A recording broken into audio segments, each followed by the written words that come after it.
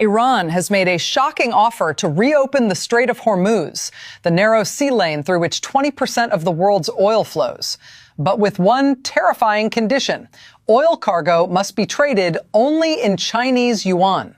Not in dollars, not in euros, only yuan. A senior Iranian official revealed that Tehran is considering allowing some oil tankers through the Strait of Hormuz only if the trade is conducted in Chinese currency. If this becomes reality, it could challenge the 52-year dominance of the U.S. petrodollar system.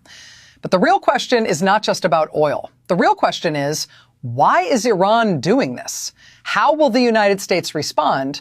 And how could the entire world react if the global oil system begins to split into two currencies? To understand what is happening today, we have to go back more than 50 years. In 1974, after the oil crisis shook global markets, the United States made a historic agreement with Saudi Arabia. The deal was simple but incredibly powerful.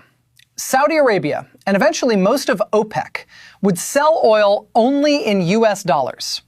In exchange, the United States would provide military protection, security guarantees, and access to global financial markets. That agreement created the petrodollar system. And it changed the world. From that moment on, every country on earth that needed oil had to hold U.S. dollars.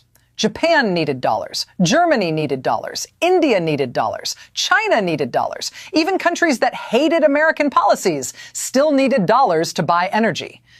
This created massive global demand for the U.S. currency. And that demand gave Washington an extraordinary power. Because when the world needs your currency, you gain enormous economic leverage. The United States could impose sanctions, freeze bank accounts, cut countries off from the financial system, pressure governments through currency markets. For decades, this system became the foundation of American global power. But over time, some countries began searching for ways to escape it, and Iran became one of the most determined challengers. Why Iran wants to break the dollar system. Iran's conflict with the United States did not start today. It has been building for more than 40 years. Since the Iranian Revolution in 1979, relations between Washington and Tehran have been hostile. Over the decades, the United States imposed layer after layer of sanctions on Iran's economy. These sanctions targeted Iranian oil exports, Iranian banks, international companies doing business with Iran.